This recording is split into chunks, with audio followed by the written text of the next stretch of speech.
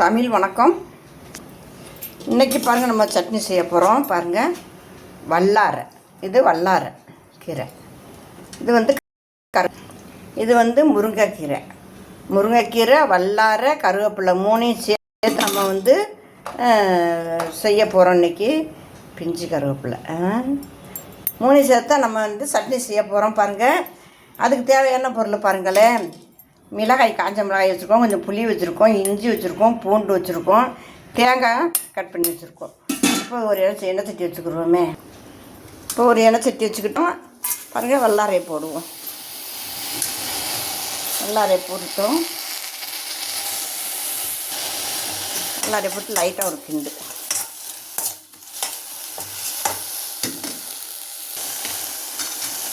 அடுத்து முருங்கைக்கீரையை போட்டுருவோம். இப்போ வல்லாரையும் முருங்கைக்கீரையும் போட்டுட்டோம். ஒரு இப்போ பாருங்கள், கருவேப்பிலையும் சேர்த்துட்டோம். தேவையான அளவு உப்பும் சேர்த்துட்டோம்.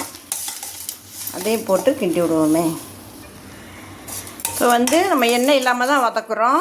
கருவேப்பிலையும் போட்டிருக்கோம், முருங்கைக்கீரை போட்டிருக்கோம், வல்லாரைக்கீரை போட்டிருக்கோம், கருவேப்பிலை போட்டிருக்கோம், இது தேவையான அளவு உப்பு போட்டிருக்கோம். எல்லாம் சேர்ந்து வதங்கிடுச்சு. ஆனால் எண்ணெய் ஒரு சொட்டு எண்ணெய் போடலை. பாருங்கள், இந்த உப்பு இந்த ஈரத்தில் தான் வதங்கிட்டுருக்கு. சிம்மில் வச்சுருக்கோம். சிம்மில் வச்சு வதக்கிட்டுருக்கோம். எதனால் இப்படி வதக்கி செய்கிறோம்னா, இதில் உள்ள கிருமிகள்லாம் செத்துரும். நம்ம தாளிக்காத சட்னி வைக்கிறோம். அதனால் இப்படி வதக்கி செஞ்சிட்டோம்னா இதில் உள்ள கிருமிகள் எல்லாம் செத்துரும். அதனால தான் இப்படி செய்கிறோம். நம்ம வதக்கி செய்கிறோம். எல்லாத்தையுமே இது மாதிரி வதக்கி செஞ்சிங்கன்னா ரொம்பவே நல்லது, குழந்தைங்களுக்கு நல்லது. ஏன்னா நம்ம வந்து சும்மா செஞ்சோம்னா அந்த கிருமிகள் அதில் இருக்கும். அது வந்து பாதிக்கும் குழந்தைங்கள. இப்போ எல்லாம் வதங்கிடுச்சு பாருங்கள். ஸ்டவ்வை நிறுத்திடுவோம். இப்போ ஒரு மிக்ஸி ஜாரில் எல்லாத்தையுமே சேர்த்துருவோமே. அடுத்து பாருங்கள், இந்த தேங்காயும் சேர்த்துருவோம். பாருங்கள், மிக்ஸி ஜாரில் போட்டிருக்கோம். அரைச்சிருவோம்.